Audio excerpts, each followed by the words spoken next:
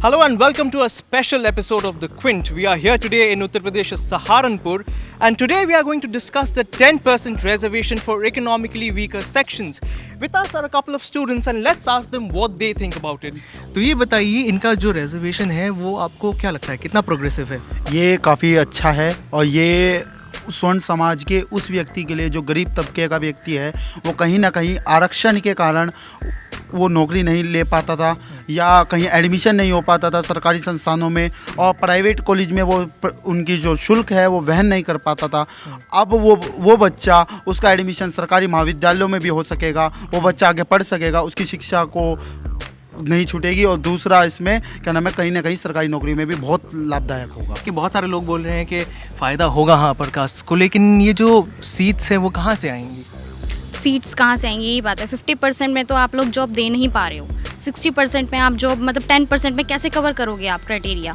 ऊपर से आपने मतलब 8 लाख की आपने क्राइटेरिया रखा है, किस टाइप का क्राइटेरिया है ये? बिलो टू 8 लाख उन्होंने बोला है, तो मतलब आप ये देखिए एवरेज 60 to 70,000 एक महीने का बैठ रहा है, तो वो किस हिसाब से मतलब बैकवर्ड हुआ?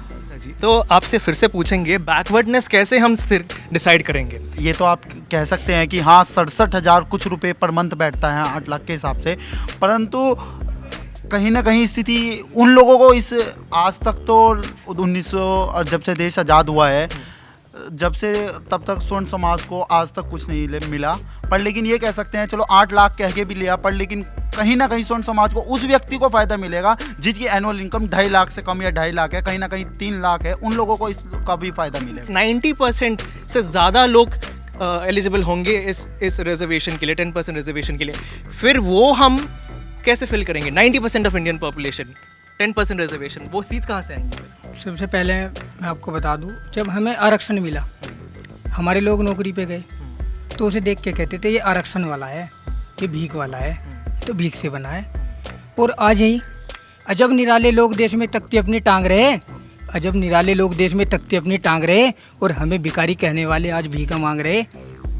इन लोगों से पूछना चाहता हूँ, अब ये भीख नहीं है क्या? आरक्षण किन लोगों को आरक्षण देने की बात कर रहे हैं आप लोग? सक्षम लोगों को? आप बताइए, क्या उसे आरक्षण की जरूरत है क्या? जो एक एससी समाज का भी एक जो अच्छा तबका है, जो एक डीएम बन गया, आईएएस बन गया, एक मंत्री बन गया, एक विधायक बन गया, क्या उसके बच्चों को आरक्षण की जरूरत है? लेकिन वो तो सोशली हुआ ना, तो वो सोशल पैरामीटर हुआ। आप सिर्फ इकोनॉमिक पैरामीटर्स में तो से नहीं बोल सकते ना, वो रेंज ऑफ कॉम्बिनेशन होता है पैरामीटर्स का। ये आर्थिक आधार पे उसलिए तो होना चाहिए ना, आर्थिक आधार पे होना चाहिए, होना ही नहीं चाहिए। या फिर जिसकी जितनी हिस्सेदारी उसकी उतनी साझेदारी, जिसकी जितने साझेदारी है उसकी इतनी हिस्सेदारी, जितने समाज है उसके हिसाब से आप आरक्षण सबको बराबर बांटिए। ऐसे तो बहुत बढ़ जाएगा फिर। नहीं ऐसे तो पॉपुलेशन को बांटना हो गया ना फिर। नहीं, बांटना क्या होगा इसमें? आप इस हिसाब से करिए, आर्थिक आधार पे मानिए, या फिर जिसकी जितने हिस्सेदारी उसकी इतनी साझेदारी। हमारे यहाँ कास्टिज्म आर्थिक आधार पर नहीं होता है, हमारे यहाँ भेदभाव जो होता है वो जाति के आधार पर होता है।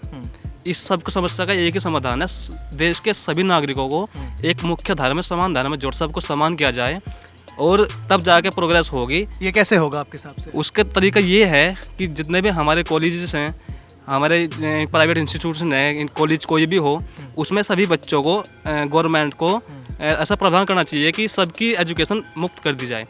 जितने भी हमारे गवर्नमेंट कॉलेज हैं, प्राइवेट कॉलेज, उनका सबका राष्ट्रीयकरण कर दिया जाए और उसमें सभी को समान शिक्षा का अधिकार दिया जाए। बच्चा सवर्ण का हो चाहे वो एससी का हो, किसी का भी हो, अगर हम सब समान पढ़ कर जाएंगे और समान हम प्रोग्रेस करेंगे तो हमें, मैं दावे के साथ कह सकता हूँ कि हमें आरक्षण की जरूरत है ही नहीं। सरकारी नौकरी इतनी तो नहीं है, लेकिन फिर भी जैसे जनरल में ऊपर मतलब इस पुलिस में दे लो भी, पुलिस में 225 पे लगी थी इनकी, अरे एससी की लगी थी बहुत कम, तो उस पर भी बहुत फ़र्क पड़ता है ना। मतलब जो गरीब बच्चे हैं जनरल में, उनके लिए भी बहुत फ़र्क पड़ता है।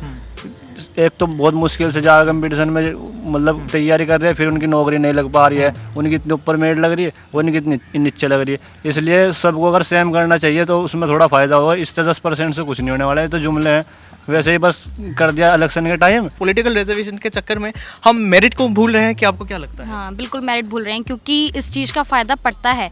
अब एससी हो या जनरल हो, गलत आरक्षण गलत है या सही, मैं ये नहीं कह रही हूँ, लेकिन आरक्षण का फ़ायदा कहीं ना कहीं ऐसी कास्ट को ज़रूर होता है, चाहे वो जॉब है या फिर आप एडमिशन हो, कहीं भी हो, ऐसी कास्ट को इस चीज़ का फ़ायदा है। और शायद ये प्रॉब्लम है, जनरल कास्ट कहीं ना कहीं रह जाती है। अब क्या होगा, 2019 तक ये लोग वोट ले लेंगे, उसके बाद फिर क्या करेंगे कि हमने आरक्षण दिया था आपको, ये वोट मांगेंगे आरक्षण के नाम पर कि हमने आरक्षण हम आपको देंगे और जो है आपको आरक्षण मिलेगा, आप लोग हमें वोट दीजिए। लोग वोट कर देते हैं। उसके बाद क्या होगा कि देखिए भैया हम तो आरक्षण आप लोगों को दे रहे थे, वो जो है कांग्रेस ने, नेहरू जी ने जो है आकर के उसमें याचिका दायर कर दी और इस आधार पर ये लोगों को जुमलेबाजी देंगे, उसके अलावा कुछ नहीं देंगे। आरक्षण का विरोध नहीं कर रहे हैं, आरक्षण का विरोध नहीं कर रहे हैं। आरक्षण मिलना चाहिए, जिसे जरूरत है उसे मिलना चाहिए।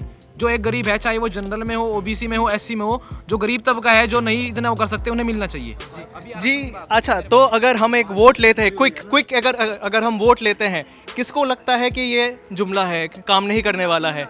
कितने को लगता है कि ये काम नहीं करने वाला है? हाथ उठाए। वेल, क्लियरली दिखता है कि लोग यहाँ पे students are divided over whether for the EWS category, whether the category should be based on economic criteria or social criteria. Some people say that it should be based on economic criteria alone. Others say no, that it's not that simple, that SC, ST and OBCs face exclusion and social problems, and those factors need to be included while talking about reservation.